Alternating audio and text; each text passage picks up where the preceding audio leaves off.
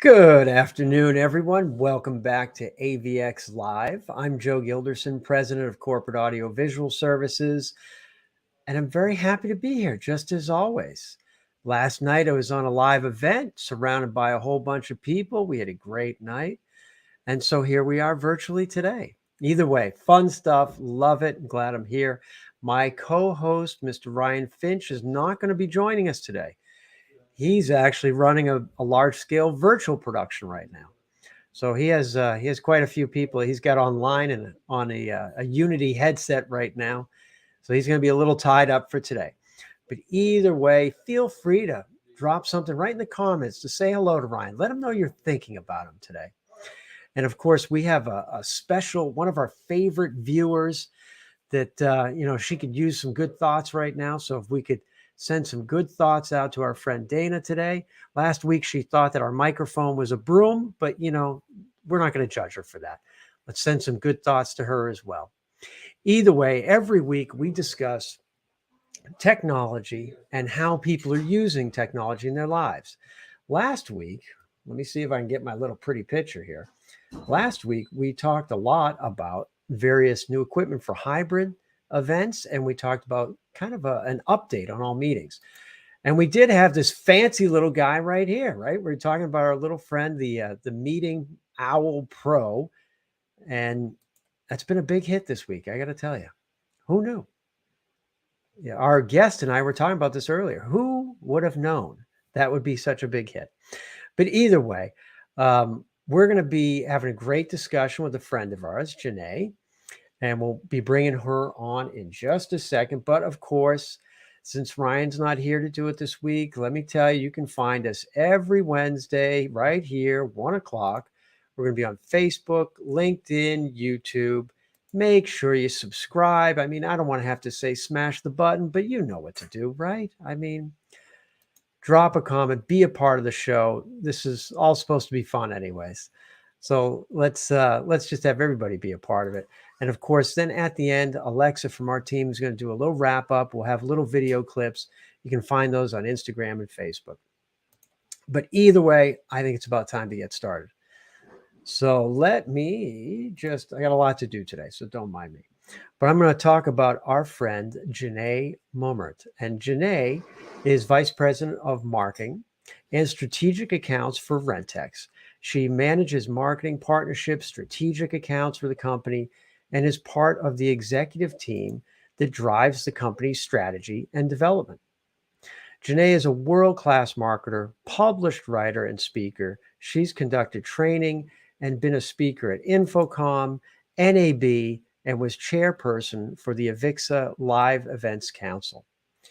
Prior to Rentex, she had worked with AV industry leaders VER, Christie Digital, InFocus, and Crestron. She is truly connected to the audiovisual and live events community. So please welcome Janné Mummert. Hi, Joe. Thanks for having me today. I'm really happy to be here. It was a pleasure.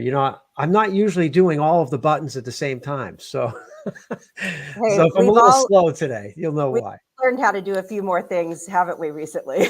It is definitely part of what our lives have become over the last few years. Absolutely. No question. Now, I know that you're like a world traveler. So where are you working out of today?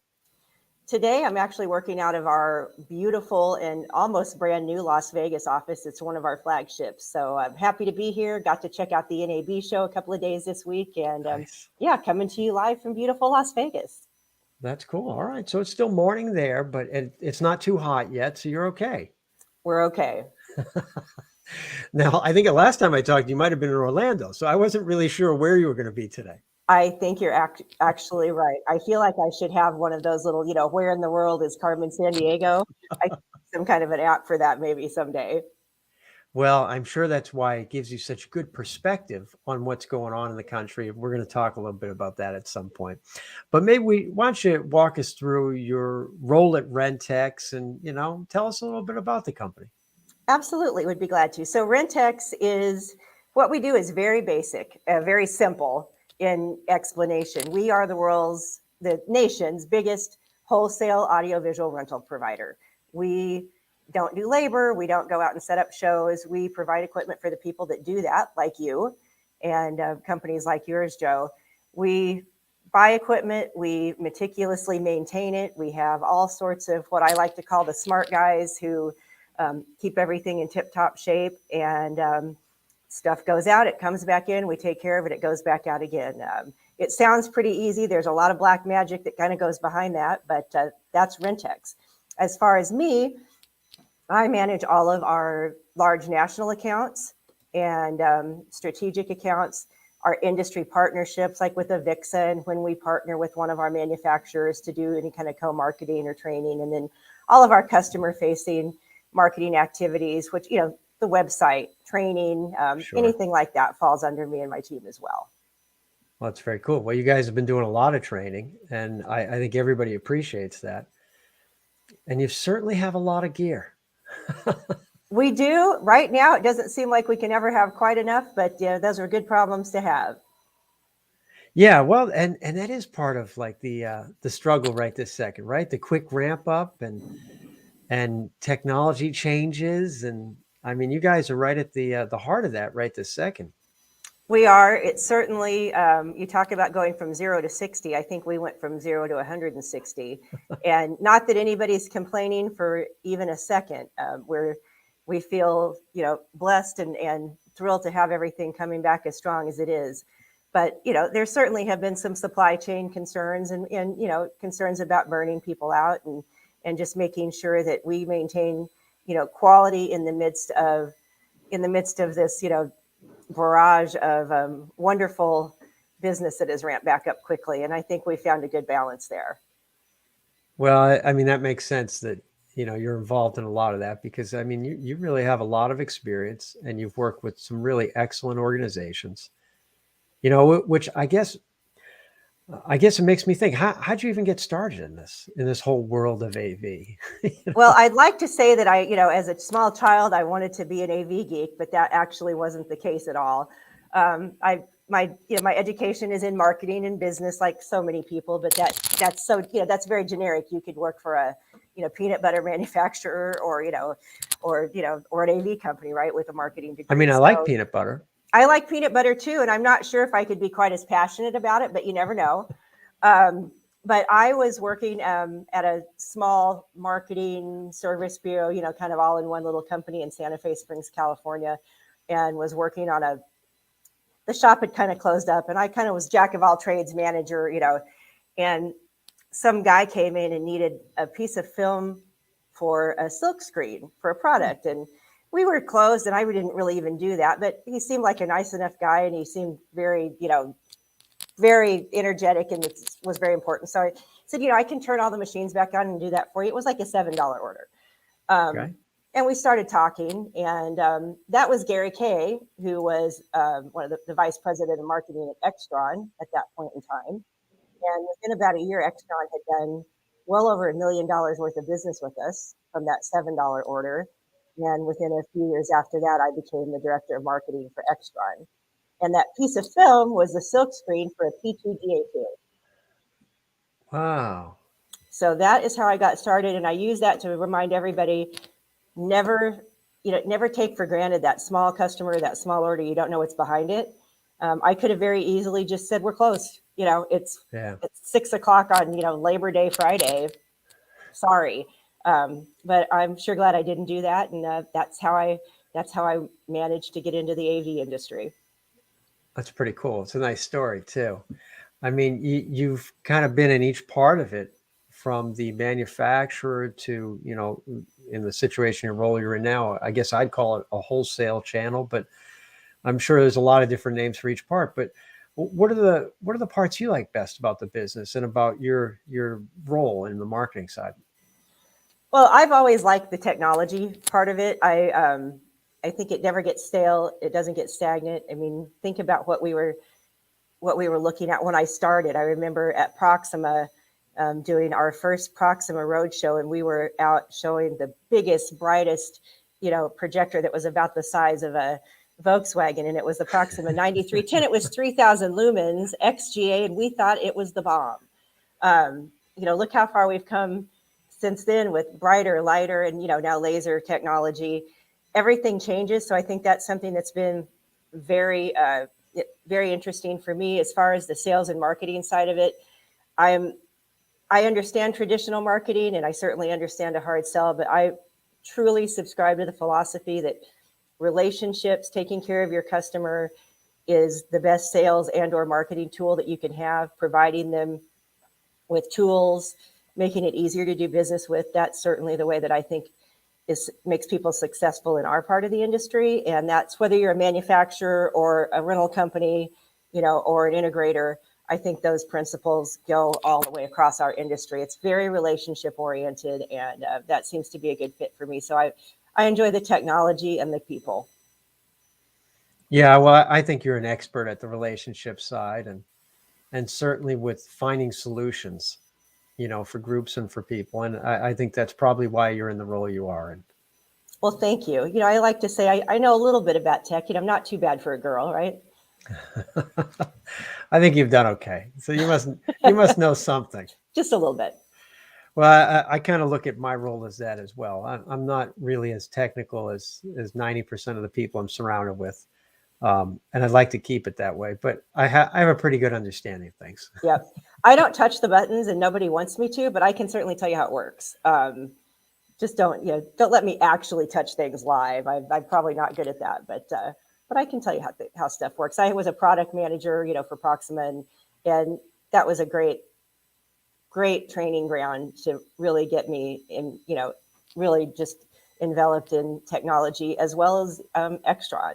Extron made everybody go through Extron school when Gary and I were there. And whether you were the janitor or you were a sales engineer, you went through Extron school, and it was, 3 days a week, 4 hours a day for, I think it was 2 or 3 months, but everybody had a good understanding of what the company did in the technology. And, that was also a very, valuable education and root, kind of base for my career as well. Yeah, you got a solid foundation to start with. And you seem to have inspired others. I see that Marissa has written in #girlpower. So there you go. Yeah, so that's a pretty good thing too. You bet. Now, out of the, you've worked at a number of market leaders, but you've been at Rentex for how long at this point? I started at Rentex in August of 2015, so it'll be 7 years coming up this summer. Yeah. Okay. Time flies. So what makes Rentex different from other companies to get equipment from? Well, I think that there are a couple of things that really set us apart, and I can't necessarily say one's more important than the other, but definitely quality. We have a commitment to quality and a group of people who understand that, if your show starts at 8:00 this morning and you're, fill in the blank, your projector, your LED wall, your sound isn't working, then that's a fail. So we understand quality, sense of urgency, I think like no other. But the other thing that makes us very unique is our commitment to stay in our lane. Now, it doesn't mean that our lane doesn't get bigger, because it does. We add new, we add new product lines when it makes sense. We obviously add new offices. We do things like that. But we don't want to be a production company. We don't want to compete with our customers, and we will never compete with our customers. Our competitors, and I don't badmouth anybody, but many of our competitors do compete with their customers, or they do other things. They rent and they sell. They dabble. And I think what I love the most about Rentex, and trust me, we've had some spirited conversations about that, is we don't dabble. We do something, we do it right. And if we can't do it right, we're very hesitant to jump in. So I think those are the two things that really make us great, is our commitment to quality and our commitment to not compete with our customer and do what we do and do it well. Well, I think you guys have done a great job, and the fact that you have a number of locations that are really very convenient for people around the country is really helpful. I mean, we've worked with your team in Texas, in Florida, in, California. I mean, other than just Boston and New York and on the East Coast here. So. Yep, absolutely. And we certainly, as things get back to normal, and as time is right, we will expand those locations. We also service some areas where we don't have offices now, like South Florida. We go there a couple times a week for our customers at, very low cost. We make regular runs there because that is a booming area that's really come back quickly from the pandemic, as well as South Texas, San Antonio, Austin, and soon to be Houston. We go to those cities a couple times a week at lower cost for our customers. So, anybody, whether it's you or anybody else who has a show in those areas, we can get gear to you there very cost effectively and reliably and on a regular basis. You mentioned about kind of staying in your lane. And I think that's also really interesting because there's certainly a lot of action happening right now with some recent developments in the industry that one group that might have been traditionally always a wholesale type of equipment rental is definitively going in a different direction at this point. And, they would now be competing with a lot of your clients. Yes. And probably not in the day-to-day, but certainly on certain, particular projects, we'd say. Yeah, it definitely, we've had customers call and tell us what was going on when the, company A was, was an option to sub-rent, but then they were also competing against them. And I don't think you can serve two masters that way and do it well. I think in the end, one or the other is going to come out on top. And we don't have to make that choice. We know exactly where we are. We know who our customers are, and that's who we focus on. No, I think that's pretty smart. That's actually one of the reasons that we've never been a contracted in-house audiovisual supplier for like a big hotel. We have other relationships, certainly with hotels, but not one of the more traditional types of contracts and scenarios, because I don't think that you can serve both clients very well. Because that hotel always is the priority. There's just no way around it. Absolutely. I mean, we obviously do a lot of business with companies that do that and do a good job of it, but I don't envy their, they have to balance the end user.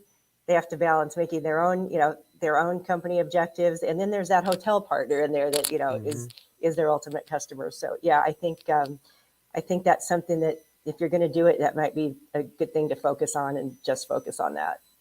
Yeah. So it's just finding, like you said, finding your lane, so to speak. And we've always felt pretty good about being kind of like the hired gun to come in, and it just puts you in a good position because you're really only focused on one thing. Right. And, well, we hear great things about your quality. I know you guys are sticklers for it, and you guys keep us honest, certainly there at Corporate AV, but I think what you guys have done is wonderful, and it's nice to see you grow throughout this as well. Well, we try, right? Every day you just keep trying. That's the deal, and you have to listen. And I think you get it. You have to listen to your clients and try to figure out how you can help them. Absolutely. In the manufacturer side of things, there was always a dynamic where engineering would develop things that nobody wanted. And, I think that's interesting by itself. One of my favorite one was, and this was back in the Crestron days with, home automation. But, I remember everybody was so excited that with X10, you could monitor your refrigerator remotely. And, we were sitting in a meeting one day and somebody said, yeah, but does anybody want to do that?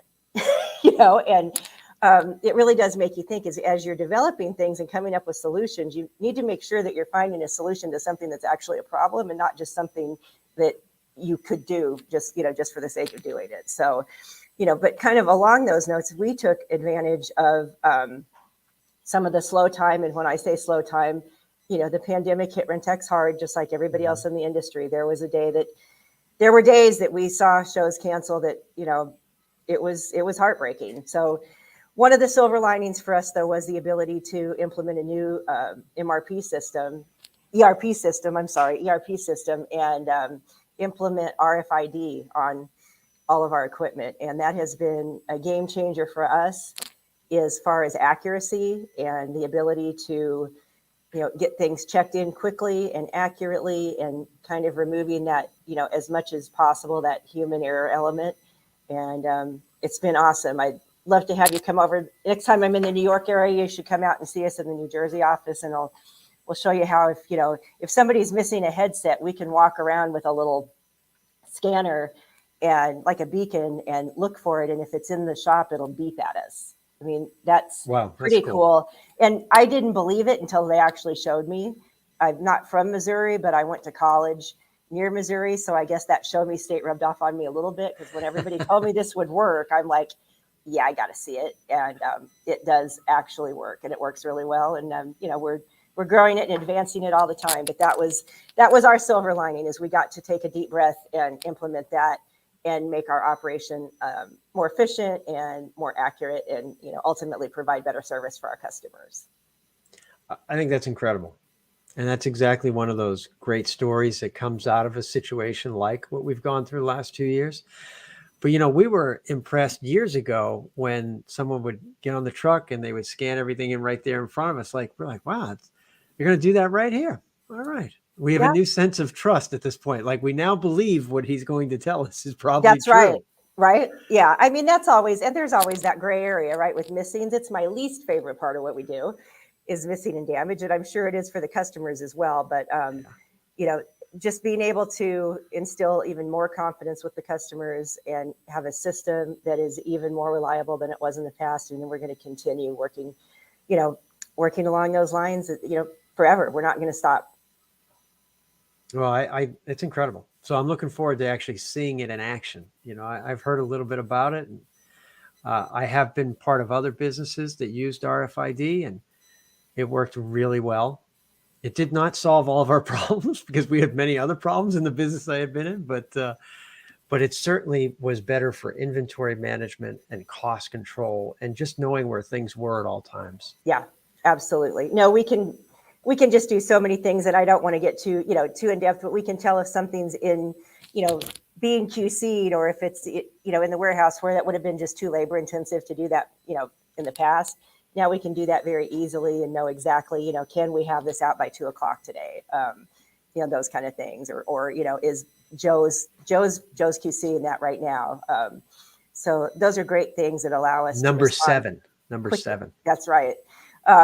Those are things that allow us to respond quickly. And, again, trends right now is, and I'm sure you're seeing it too, is customers are confirming at the last minute, because I think everybody still has a little PTSD from, from cancellation. So we're seeing really large orders come in, things that would have been, 2, 3, 4 weeks out are coming in 2, 3, 4 days out. So our ability to react quicker has definitely been implemented at a good time. Absolutely. And one of the other things I was always really impressed with in your facilities has been the QC process. I actually love our QC processes more than a lot of people understand, is that every single thing at Rentex has a process. And if your camera is being QC'd in Anaheim, or it's being QC'd in Boston, it's going through the same process in both places. And there are certainly a group of people that manage that and make sure and hold people accountable and make sure that those things are being done on a not just a regular basis, but an every time basis. And if you get a computer from San Francisco, you get it from Orlando, it's going to have the same image, it's going to have everything's going to match, so all that gear can meet together in Texas, for example, and everything will have gone through the same standards and should be consistent. And it's an investment. I think we make it look easy.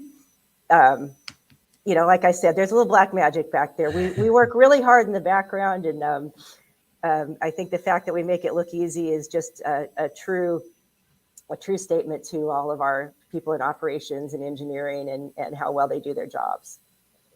Well, absolutely. It's not easy to QC all these projectors and things like that. It's not. It is not.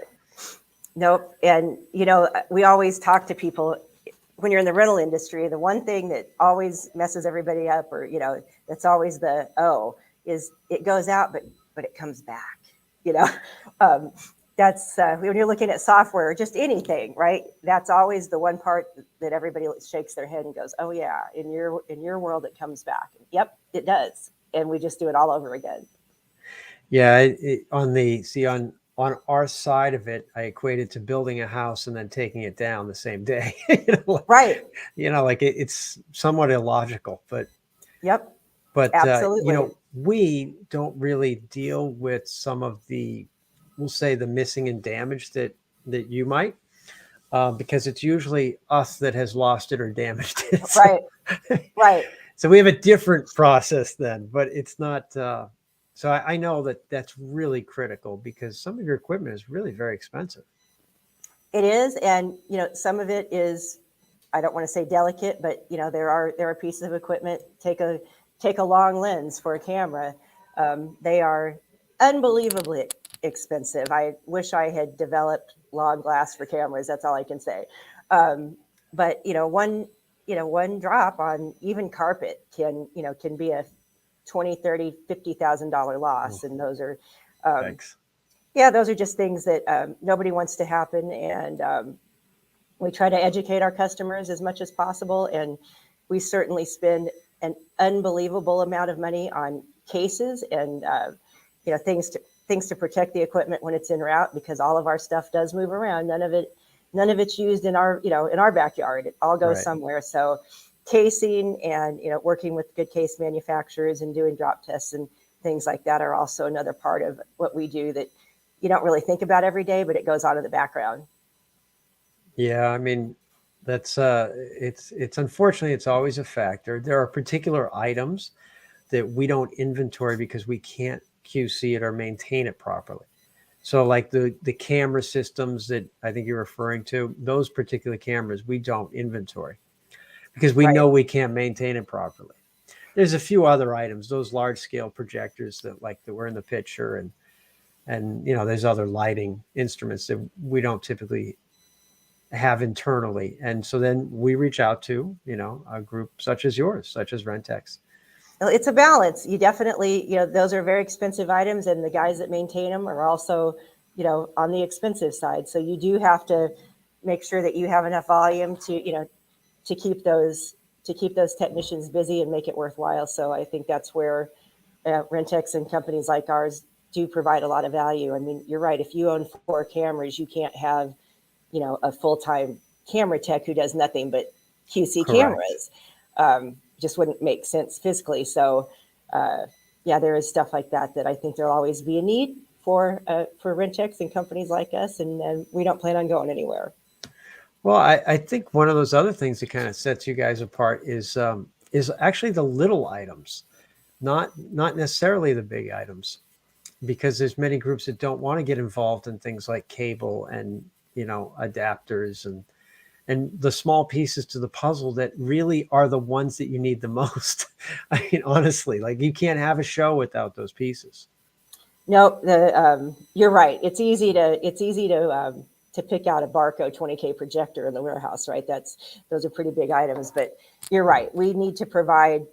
I can't say that we want to be a one-stop shop for everything for our customers. We're certainly not a lighting company, and I don't think we want to become a rigging company. But we need to have I all don't think of anybody the. wants to be a rigging company. No, different ROI there. A little bit of a different business. That's like saying outdoor staging company. I mean, it Right. makes everybody nervous immediately. Exactly. But we do have to be very mindful of, if you're going to rent, say, a Barco, E2, right? We need to have all the stuff that goes with that E2 Yes. in stock, because you're not going to want to call, Acme AV to get a particular cable or adapter, nor should you. So that's part of what our product team does, is to make sure that we, have all the bits and pieces that go with that or might go with that to make it functional for our customers so that they can, place their orders and customize a little bit and have what they need to put that particular part of the project together. Yeah. No, I think it's always been a strength of the team that you have there. And Uh, flip charts, I'm not promoting flip charts, but we do have them, and you know what? They're a bread and butter item, and some of that bread and butter stuff is just, you can't live without it. so flip charts is one of those things that we we literally try to avoid as much as we can. I didn't say we love them, Joe. I just said we have them. I haven't bought a new flip chart easel in 12 years at least because I refuse to. But on the other hand, we've had some recent relationships with certain smaller venues that, you know, they kept calling in for flip charts. We're like, I can't believe that this is actually making us money. Nope.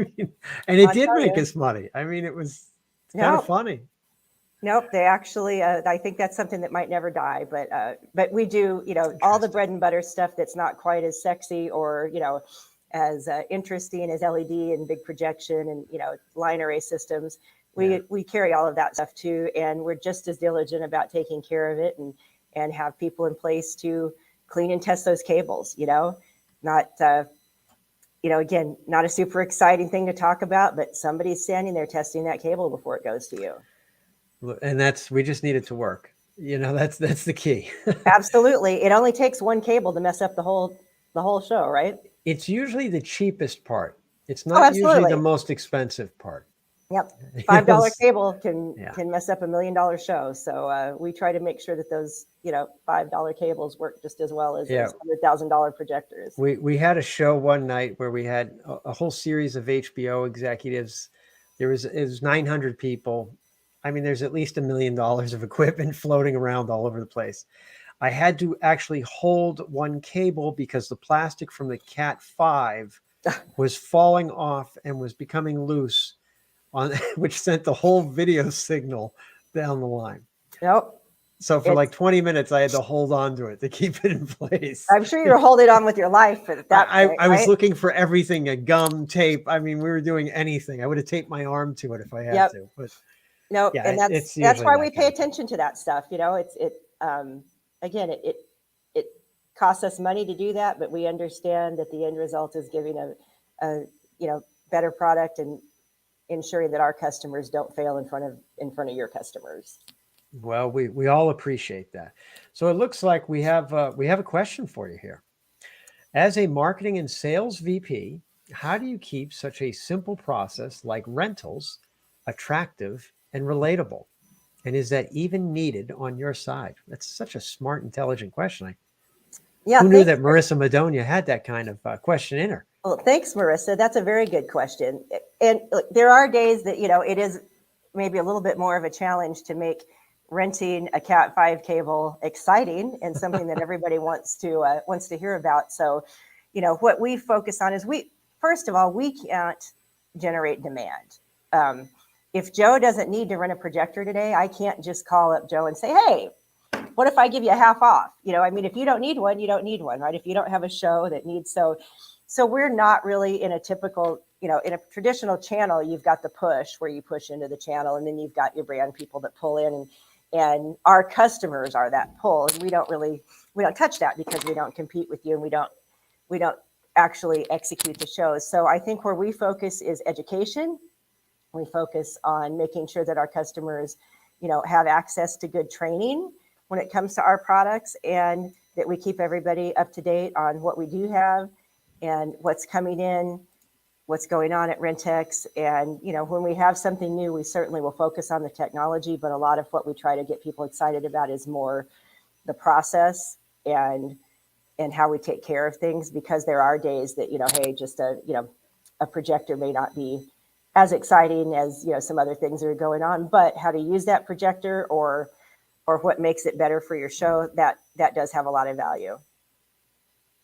Absolutely. Well, that makes complete sense to me.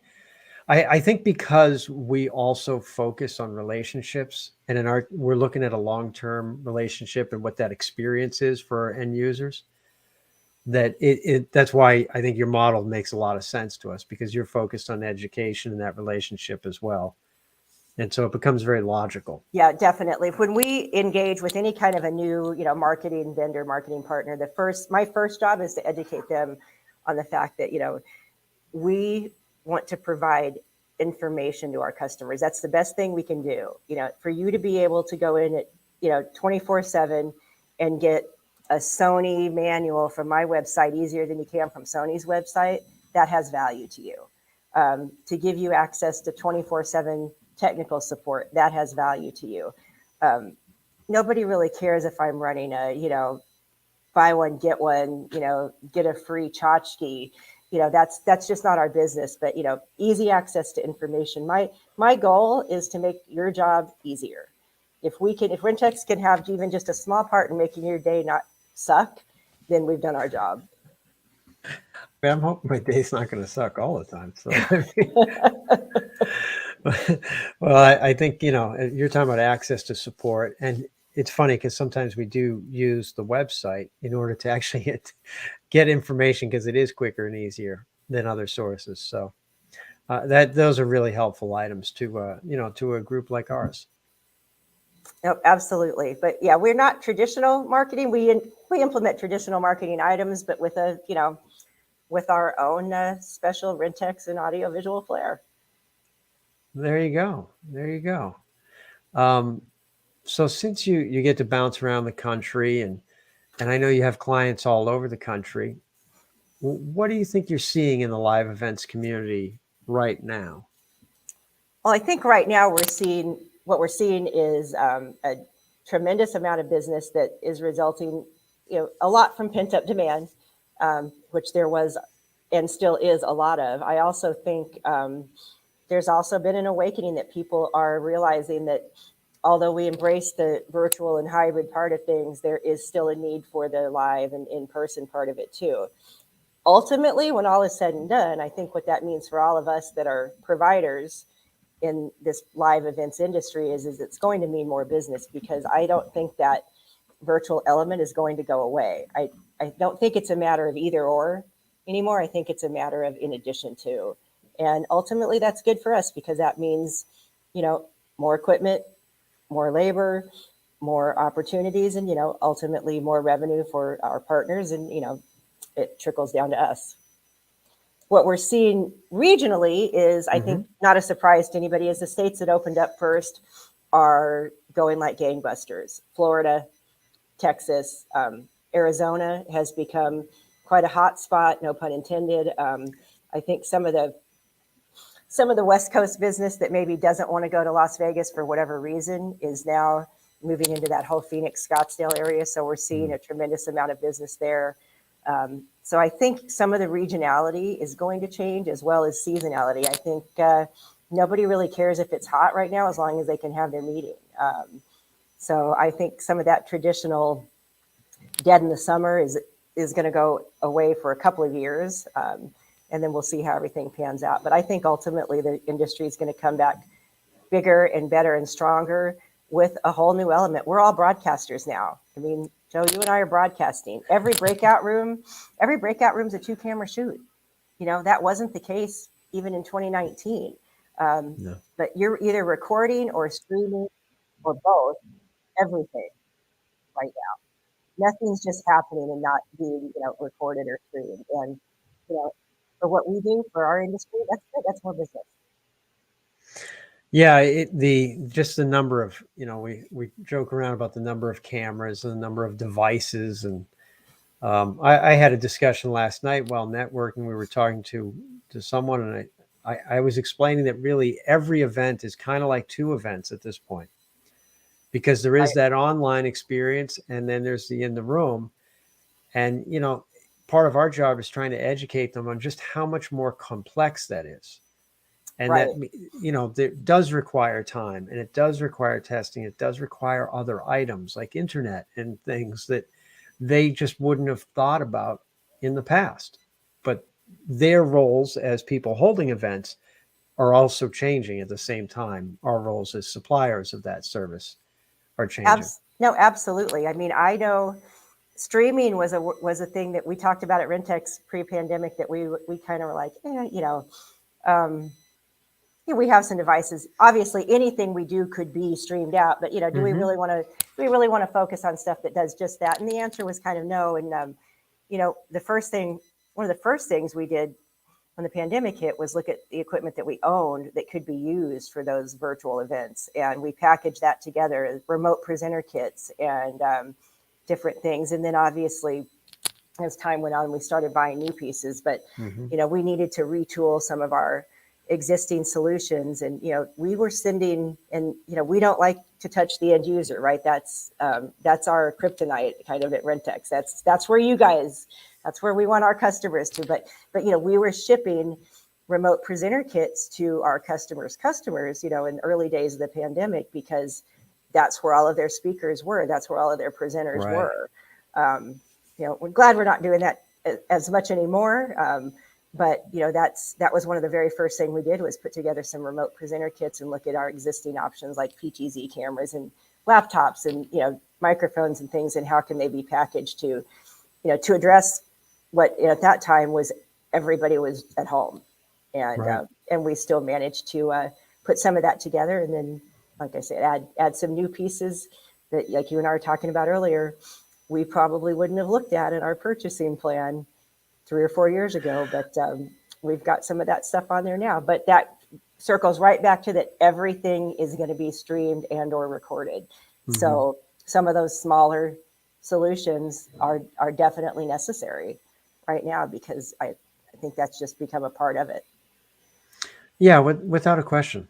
I mean, we're going to hold an event next week in New York City for a group that, now there's 2 mini general sessions, and then there's 6 other rooms that host, every one of them streaming something, and it becomes fairly complex when you have less than 2 weeks to work on it, and it's changed every day since. So Yeah. but and it's that, I think it's just getting that baseline. It's funny, Ryan and I spoke about this many times. One of the reasons that we utilize this platform for our podcast is because it integrates with another virtual platform that we use, and we needed to know how to use it.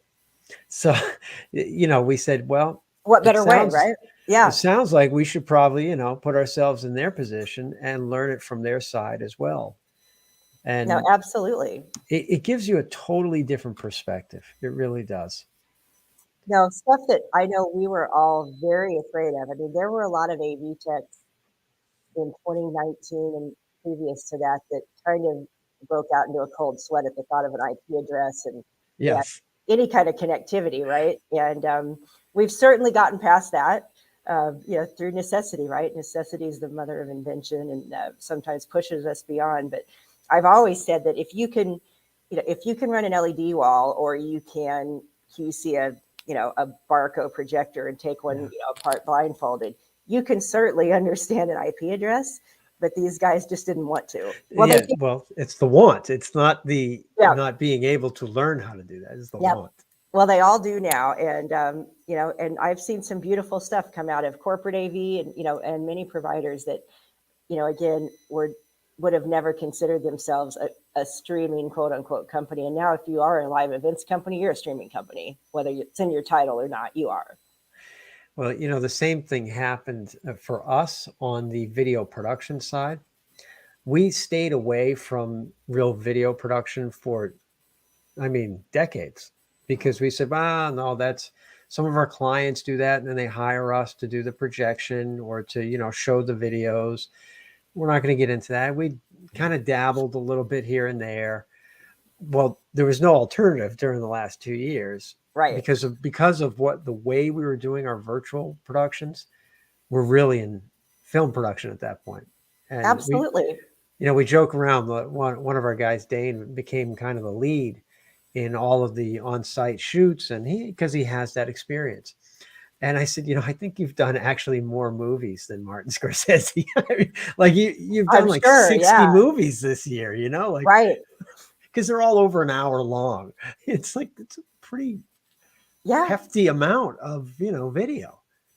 No, we've definitely pushed some people out of their comfort zones, but in a good way. And like I said, I think this is going to mean more revenue for companies like corporate AV, and just new incremental revenue streams, and that's healthy. Yeah, well, that's how you keep growing, and that's how you keep evolving, and that's how everybody moves forward. So I think you have the right perspective on it, and that's why you're so successful, Janné. Oh, thanks, Joe. I appreciate that. Well, I try to keep an open mind, right, and stay on top of what's going on in the industry. And it's certainly been a roller coaster the past couple of years, but I really do feel optimistic for our live events industry as a whole, and where we're going. And that I know certainly not everybody weathered the storm, and that's always tragic, but I think that the industry as a whole is going to come out of this stronger and better, and give a better product to our corporate customers, to your corporate customers. Yeah, I agree with you completely. It's just we have a little bit of a transition phase first to get Yep, things kind of moving again. And absolutely. so like anything else, the ramping up is usually a little bit of a challenge, but we'll get through it, and everybody will have a better service afterwards. Absolutely. It was So, baptism by fire, but we all lived through it. well, I think the knowledge that you've brought to the program today is really exceptional, and I appreciate all of your time because I know you're bouncing around and that you have a lot to do. Well, thanks. It's always wonderful to catch up with a good friend and a good partner in the industry. So it's my pleasure. Absolutely. Well, everybody, you can find Janné at rentex.com. She's everywhere, so she's hard to miss. She has over 5,000 followers. I mean, you're not going to miss her. She's a strong force in the industry. But Thanks, Joe. I really appreciate all the kind words. but listen, thank you very much for your time, Janné. We're going to have to wrap this up because I know you got to get out there and you got to help educate and provide information and support for all of your clients. Absolutely. Well, thanks again. I really appreciate the opportunity, and I hope everybody out there has a great day. Excellent. Thank you. And for everybody, I mean, if you get a chance, make sure you rewatch some of this because Janné's points are excellent. And that's why she is a world-class marketer, because she understands relationships and the parts that you really need to provide for service in order to help people, especially if you can't generate the end result, which most people really can't. They just don't know what to focus on. But she's got to figure it out at this point. So listen, why don't you come on back next week? We're going to do this at Wednesday, 1 o'clock. You can find us Facebook, LinkedIn, YouTube. Of course, Alexa's going to do some chopping of this afterwards, just in case I went a little too long. She's going to chop this up, put it on Instagram, Facebook. We'll have some quick bites there. And listen, everybody, I want everybody just to have a good week. And hopefully we will see Mr. Ryan Finch next week, and he'll make everything much more entertaining than me. Either way, thank you all. Have a great week.